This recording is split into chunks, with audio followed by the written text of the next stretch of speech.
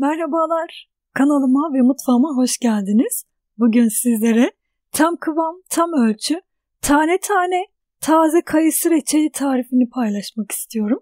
Yeni tariflerimden haberdar olabilmek için kanalıma abone olup zili tıklayıp bildirimleri açmayı unutmayınız. Facebook ve Instagram hesaplarımdan da takibi alabilirsiniz. Tarifimiz için 1,5 kilo kayısı kullanıyorum. Kayısıları ortadan ikiye bölüp çekirdeklerini çıkarttım. Çekirdeklerine baktım. Çekirdekleri acıydı. Eğer tatlıysa çekirdeklerini içinde kullanabilirsiniz. Toplam 1,5 kilo toz şeker ekledim. Sizler için ölçtüm. 8 su bardağı toz şeker çıktı. 1 paket kabartma tozu kullanıyorum. Bu kabartma tozu kayısılar pişerken kayısıların dağılmasını önleyecek. Aynı zamanda mümkün olduğunca sert kayısılardan kullanın, yumuşak kayısıları kullanmayın. Biraz karıştıralım. Kayısıları ezmeden yavaş yavaş karıştıralım. Çok fazla karıştırmanıza da gerek yok. Kapağını kapatıp buzdolabında bu şekilde bir gece bekletelim. Bir gece beklettim. Kayısılar hafif suyunu bıraktı.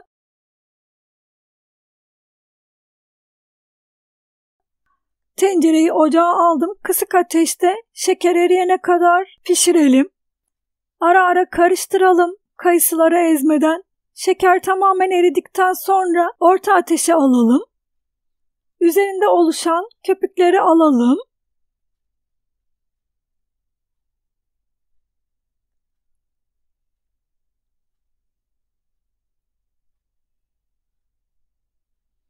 Çok fazla köpüklenip taşmaması için 1 çay kaşığı tereyağı ekledim.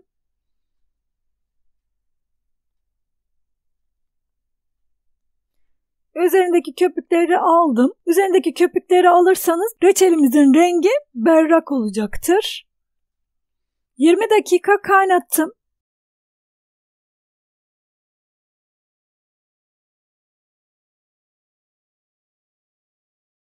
...20 dakikanın sonunda 8 diş limon tuzu ekledim. Yaklaşık 1 tatlı kaşığı kadar limon tuzu kullanabilirsiniz. Karıştırdım. Limon tuzunu ekledikten sonra bir 10 dakika daha kaynattım. Reçelin kıvamını kontrol ediyorum. Bir tabağa 1 yemek kaşığı reçelin suyundan aldım. Soğuduktan sonra bu şekilde parmağınızla çizin üzerine.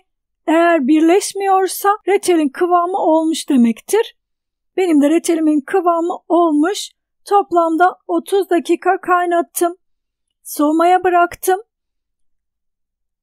Reçelin kıvamını sizlere göstermek istiyorum. Hiçbir şekilde dağılma olmadı, görüyorsunuz. Şu anda soğumuş halini sizlere gösteriyorum. Hiçbir şekilde kayısılarımız dağılmadı. Kıvamı da çok güzel oldu. Eğer reçeliniz kıvam almazsa limon suyu ekleyebilirsiniz. Böylece daha çabuk kıvam alabilir. Kayısı reçelimiz hazır. Deneyeceklere şimdiden kolay gelsin. Herkese afiyet olsun. İzlediğiniz için teşekkürler. Bir sonraki tarifimde görüşmek üzere. Hoşça kalın.